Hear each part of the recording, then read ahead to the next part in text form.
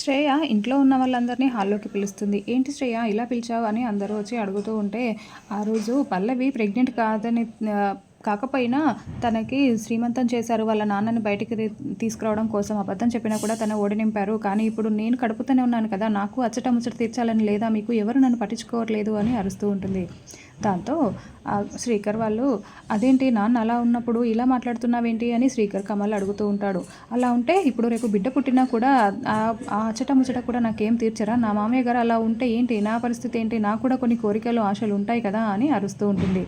సరే చూద్దాంలే అని అక్షయ్ ఆలోచిస్తూ ఉంటాడు.